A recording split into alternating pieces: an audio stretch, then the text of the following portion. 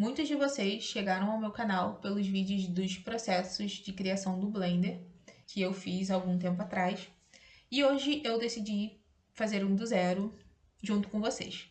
Eu aprendi a usar o Blender há uns 2 anos atrás, mas eu fiquei um bom tempo sem praticar por conta do meu computador e acabei esquecendo muita coisa. Então eu decidi gravar o meu processo de reaprendizagem e criar um tutorial para quem, assim como eu, está começando e quer criar projetos bem legais sem se sentir perdido com tantas funções e botões. Esse tutorial é para todos nós. Não espere muito dele, tá? Mas no final você vai conseguir terminar com alguma coisa. Nosso objetivo é finalizar esse vídeo com uma cena bem legal, como dessa imagem aqui, que vai ser a inspiração. E, enfim, se você nunca abriu o Blender na vida, não se preocupe, porque a gente vai começar com um guia de sobrevivência de poucos minutos, mas com tudo que você vai precisar para hoje. O resto a gente aprende na prática. E para quem já domina o básico, pode pular direto para o início da criação. Um detalhe importante é que eu estou usando a versão 3.6.9 do Blender, porque o meu notebook não é compatível com o mais recente. Enfim, né? A gente começa com o que tem. Então, vamos lá. Quando você baixa e abre o Blender, essa é a primeira tela que você verá. Clique em General para começar e você vai encontrar este cenário aqui. Nesse cenário temos um cubo, uma luz e uma câmera. E antes de começarmos a criar, vamos aprender a nos mover pelo ambiente. A navegação básica é a seguinte: para mover para os lados, segure o Shift e o botão da rolagem do mouse e arraste para mover a sua visão para a direita, para a esquerda, para cima e para baixo. Para girar essa visão, você vai apenas pressionar o botão da rolagem e mover o mouse para girar ao redor do seu cenário. E o zoom é só usar a rodinha do mouse para frente e para trás para aproximar e afastar. Se você preferir, você pode usar os ícones da navegação que ficam no canto superior da tela. Eles têm a mesma função do zoom, do movimento lateral e da rotação e podem ser super úteis no começo. Eu particularmente prefiro os atalhos do mouse, mas às vezes no fluxo do trabalho eu acabo usando esses ícones aqui também. A segunda coisa é saber como manipular os objetos. Eu vou te ensinar 3 atalhos fundamentais que servem para mover, rotacionar e escalar qualquer item na sua cena. Mas antes disso, precisamos entender algo essencial. A chave para precisão no Blender são os eixos. Observe as linhas coloridas. A vermelha é o eixo X, a verde é o eixo Y e o azul, essa linha imaginária vertical, é o eixo Z.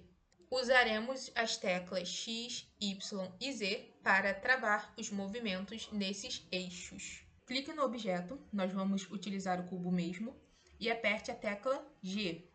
O objeto ele vai ficar solto para você conseguir mover livremente com o mouse. O problema é que assim você não tem muita precisão. Para cancelar a ação, é só clicar com o botão direito.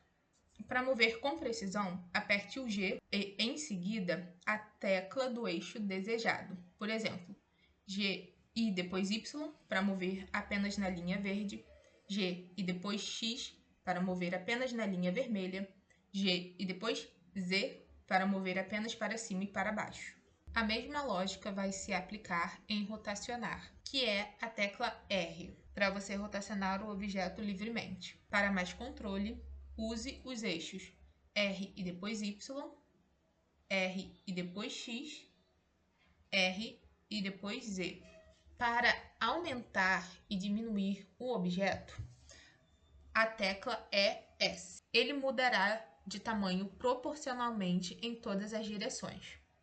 Mas, se você quiser, por exemplo, esticá-lo apenas na horizontal, você pode travar o eixo S e depois Y para escalar apenas na direção da linha verde, S e depois X para escalar apenas na direção da linha vermelha e S e depois Z para aumentar e diminuir a sua altura. Para duplicar um objeto, você vai apertar Shift e D e arrastar o mouse, e você já terá uma cópia.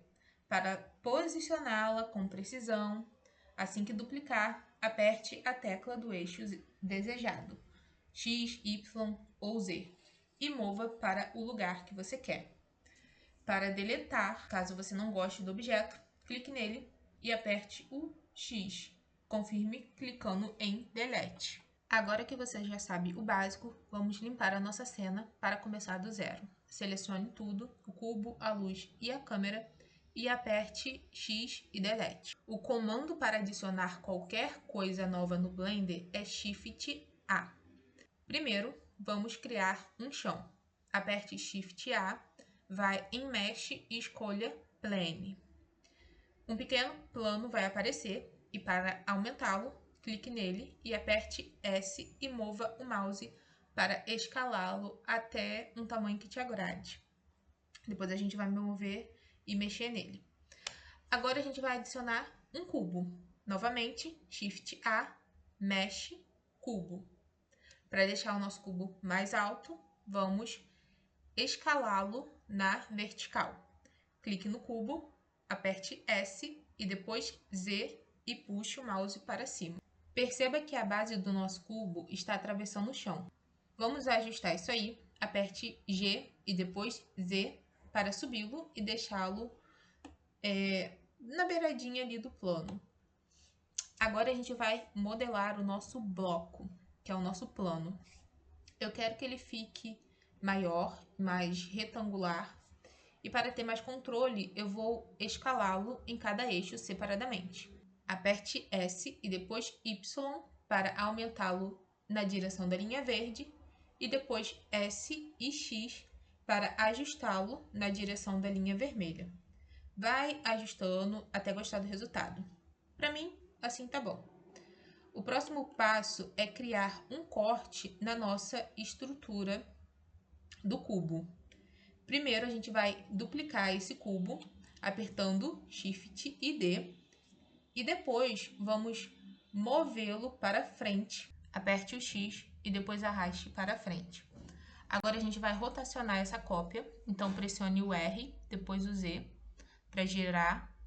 E se quiser um valor exato, você pode digitar aqui, por exemplo, menos 250, para que ele fique na diagonal precisa. No caso, eu botei 90 graus. Com a cópia rotacionada, a gente vai posicionar para criar um corte. Então, use G e X para empurrá-la para dentro do bloco original até quase o final. Para garantir que o corte atravesse toda a altura, eu vou aumentar essa peça e aí eu pressiono S e Z e puxo para cima até que ela ultrapasse a altura desse bloco aqui. E aí você fica à vontade para fazer os testes e ajustes que preferir no posicionamento. Agora, para cortar, clique no bloco principal, vai no menu à direita e até o ícone de chave de fenda, que é o Modifiers. Clique em Add Modifier, escolha Boolean. Na opção Object, clique no conta-gotas e selecione o segundo bloco, que é essa peça na diagonal que a gente vai cortar. A operação ela deve estar em Difference e você vai ver que o corte ele já foi feito. Para finalizar, clique na setinha aqui do lado do nome do modifier e clique em Apply. Para a gente não ver mais essa peça de corte, mas ainda manter ela em cena, caso a gente precise, a gente vai deixar ela invisível. Então, você vai clicar nela, vamos no menu de propriedades do objeto, que é esse ícone quadrado laranja. Abra a aba Viewport Display e em Display As, mude de Texture para Wild. E a nossa estrutura vai estar cortada. Como a estrutura ficou bem grande, eu vou aumentar o tamanho do chão, clicando nele e apertando o S. E vou deixar mais ou menos assim. E eu também quero que essa estrutura fique mais alta. Então, eu vou selecionar essas duas partes, tanto o cubo quanto a gradezinha. Aperte o S e depois E, caso você queira aumentar também. Bem, agora a gente vai mexer nesse chão para que ele fique com esses montinhos. Então, clique no plano e no canto esquerdo você vai mudar de Object Mode para Edit Mode. Você vai clicar com o botão direito do mouse e vai escolher Subdivide. Uma pequena janela vai aparecer aqui no canto. Você vai clicar nela e vai aumentar o número de cortes para cerca de 50 ou até 100 ou até mais. Enfim, se quiser um resultado mais suave, você vai aumentando cada vez mais. Isso cria mais quadradinhos para a gente poder esculpir. Só que como cada vez mais que você vai aumentando esse número, mais pesado, vamos dizer, fica o seu objeto. Bem, agora a gente vai para a aba Sculpting no menu superior e com um pincel padrão selecionado, você começa a clicar e arrastar no chão para criar essas imperfeições, pequenas elevações e vales. Como se fosse mesmo pedras e um terreno irregular. Se você não gostar de algo, é só usar Ctrl Z para desfazer. Você pode mudar o tamanho desse pincel aqui, nesse canto aqui. E também pode escolher outros pincéis e criar o relevo que mais te agrade. Quando você terminar, você vai voltar para a aba Layout e para suavizar o aspecto quadriculado do chão, a gente vai clicar nele com o botão direito e selecionar Shadow Smooth. E basicamente a base está pronta. Agora a gente vai para a parte da luz, câmera e as texturas. Vamos começar pelo chão. Arraste a parte de baixo da sua tela para cima para abrir uma nova janela. No canto superior da sua tela principal, clique no ícone dessa esfera sombreada, que é o Material Preview, para a gente conseguir ver as texturas que a gente está fazendo. Na nova janela que você abriu aqui embaixo, mude o editor para Shadow Editor. E com o chão selecionado, clique em New para criar um novo material. Nessa janela principal, clique em Base Color e defina para uma cor cinza bem escura. Se quiser um valor exato, eu usei 17, 17, 17. Vamos adicionar uma outra janela. Shift A, clique em Search e escreva Noise Texture. Adicione esse nó à sua área de trabalho. Vamos adicionar um outro que é chamado de Color Ramp. Então, clique Shift A, Search, Color Ramp e coloque na linha que conecta os outros nós. Você vai conectar a saída FAC do Noise Texture na entrada do FAC do Color Ramp e vai conectar a saída Color do Color Ramp na entrada Ruggedness. Isso vai criar um contraste seco e molhado. No Color Ramp, ajuste as alças. A preta para a posição 0.4 e a branca para a posição 0.5. Mas isso daí, gente, vocês podem ir mexendo, testando os números e vendo o que mais te agrada. Agora a gente vai adicionar um relevo. Adicione um bump, Shift A, Search, Bump e conecte a saída normal do bump na entrada normal do nó principal. Adicione um segundo Color Ramp, Shift A, Search, Color Ramp e conecte a mesma saída do FAC do Noise Texture na entrada do FAC desse novo Color Ramp. Conecte a saída Color desse Color Ramp na entrada Height do nó Bump. Ajuste as alças desse segundo Color Ramp, preta para 0.4 e branca para 0.7, ou você vai ajustando e vendo o que você mais gosta. E aqui no Noise Texture, você pode ir mudando esse valor do detail para o número que você quiser. Vai ajustando e vendo como vai ficar, como vai ficando. Com a janela do Shade Editor ainda aberta, selecione a nossa estrutura principal. Vamos clicar em New para criar um novo material. E eu quero criar uma textura que se pareça com concreto. Mas antes da gente continuar, a gente precisa ativar uma ferramenta que vai economizar e facilitar a nossa vida.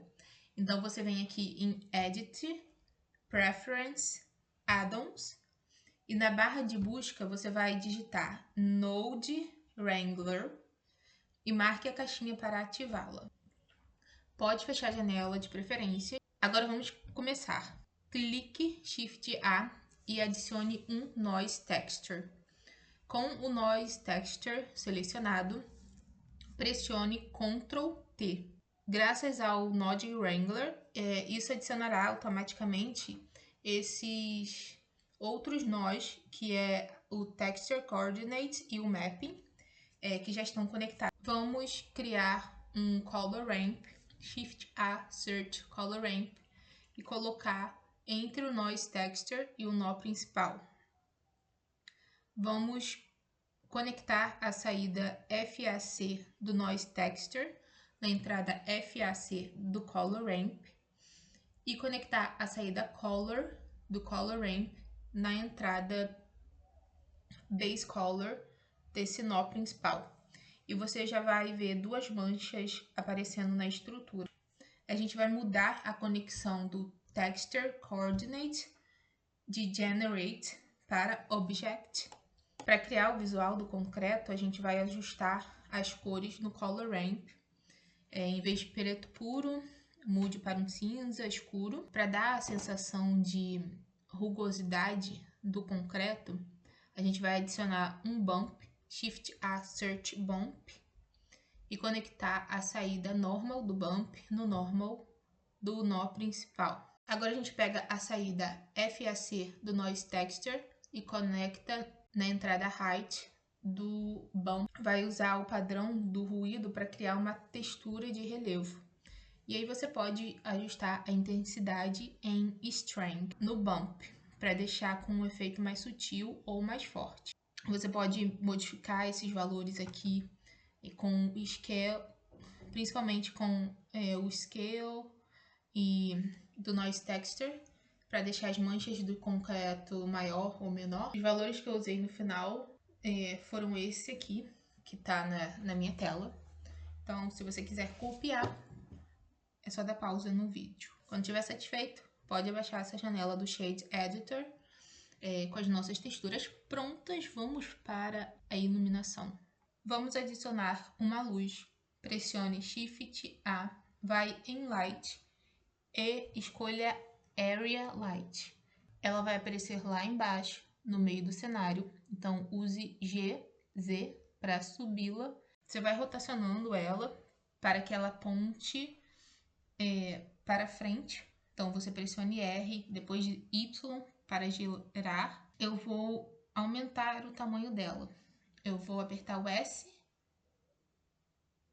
seguido de Z, ou Z, para deixá-la num formato retangular.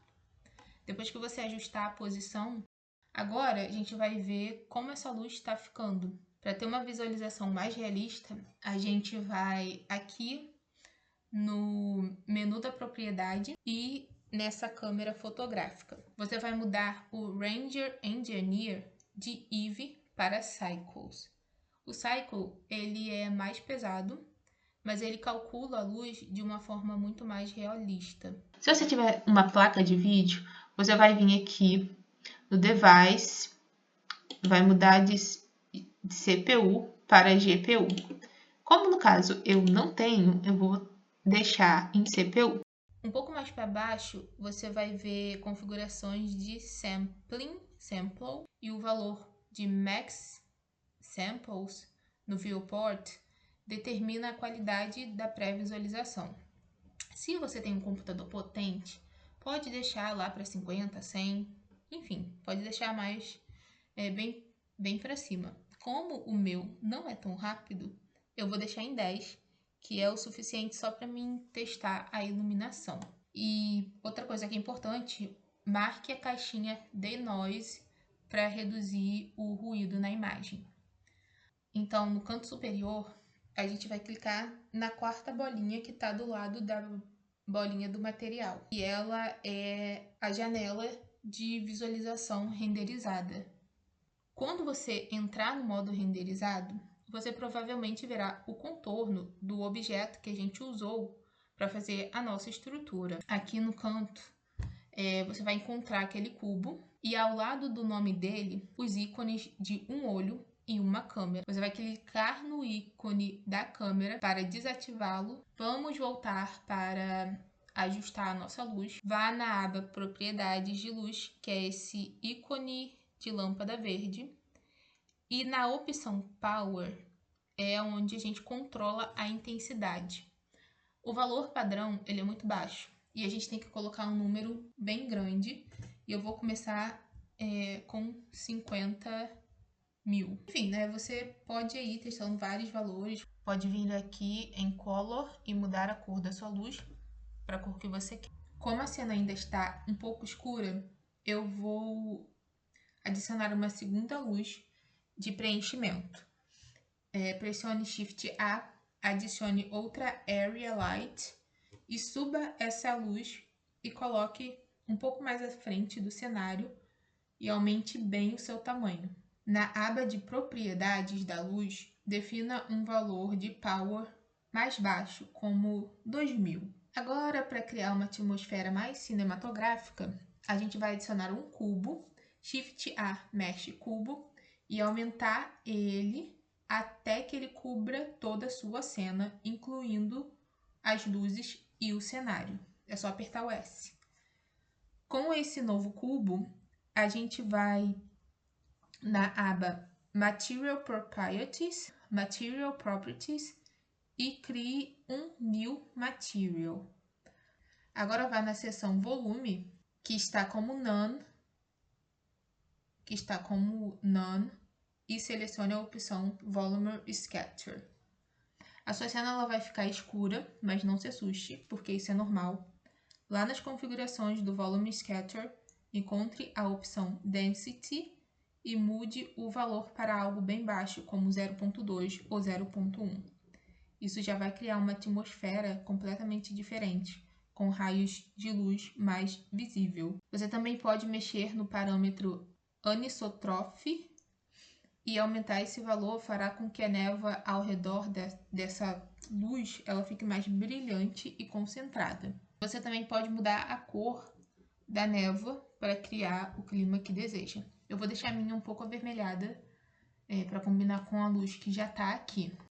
Com tudo pronto, agora vamos configurar a câmera. Para facilitar, volte para visualização sólida, Solid View, aqui em cima, a segunda bolinha no canto superior direito, que é mais leve de conseguir movimentar a cena. A gente agora vai adicionar a câmera. Shift A, câmera, navegue pela sua cena até encontrar o ângulo que você considera legal. E quando encontrar a posição perfeita, você vai pressionar o atalho Ctrl Alt 0.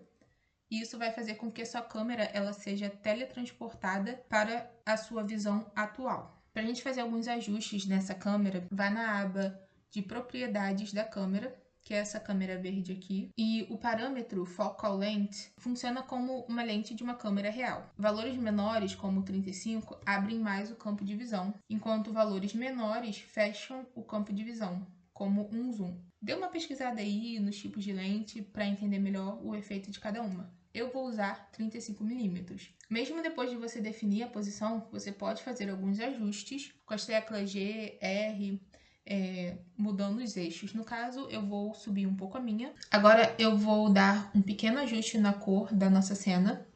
Então eu vou lá na aba Render Properties, que é o ícone da câmera fotográfica. Role para baixo até a seção Color Management. Abra a opção Look. E aqui você pode aplicar diferentes perfis de contraste. Tem o Low Contrast, Very High Contrast e vai vendo como cada um afeta a sua cena. Um contraste mais alto, por exemplo, intensifica a diferença entre as áreas claras e escuras. No meu caso, eu gostei do Medium, então vai ser esse que eu vou colocar. Outra coisa importante é que se você quiser renderizar em um formato diferente do padrão, como o formato vertical para um Stories ou um Short, você vai aqui na aba Output, que é o ícone da impressora, e na seção Format, S e Y. Para o formato de Stories, por exemplo, você pode inverter os valores padrão, colocando 1080 em X e 1920 em Y. A moldura da sua câmera mudará instantaneamente para o novo formato. Aí você pesquisa na internet resoluções de imagem. E agora, finalmente, vamos renderizar. Eu costumo voltar para visualização sólida antes de renderizar, porque eu acho que isso consome menos recurso do meu computador. Antes da gente começar a renderizar, a gente precisa clicar no nosso cubo, nessa estrutura que fez o corte, e nós vamos desativar também o ícone do olho para poder esconder o objeto da renderização. No menu superior, vai em Render e Render Image. Uma nova janela vai se abrir e o Blender vai começar a processar a sua imagem. Você consegue ver a contagem de samples subindo. Quando ela atingir o valor máximo que você definiu, no meu caso foi 50, a imagem estará pronta. Bem, a minha imagem agora está renderizada. E para salvar o seu trabalho, você vai em Image, Save As, escolhe o nome e o local e pronto. Gente, isso daqui não foi realmente assim um tutorial para entender tudo. Foi mais um compartilhamento do meu processo. O resultado não ficou igual à imagem da minha inspiração.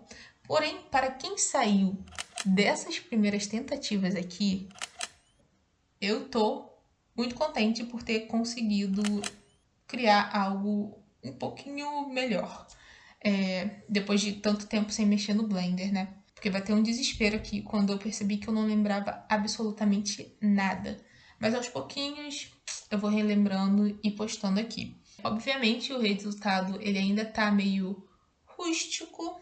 Eu não usei as ferramentas de forma mais realista, mas eu tô bem animada para recomeçar.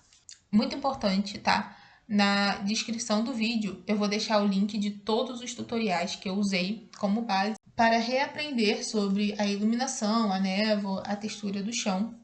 Aqui embaixo, a maioria desses vídeos eles estão em inglês e os canais são ótimos, então vão lá, confira os vídeos. Se você não entendeu muito bem alguma coisa daqui, vai lá no vídeo deles e siga os passos direitinho. E para você que acompanhou até aqui e conseguiu fazer algo parecido, seria muito legal se você filmasse, não sei, me conta aqui nos comentários como foi o seu processo, qual foi o resultado. Se quiser me marcar, fazer um vídeo, um short, se quiser me marcar, eu vou adorar ver. E é isso, gente. Até a próxima. Tchau!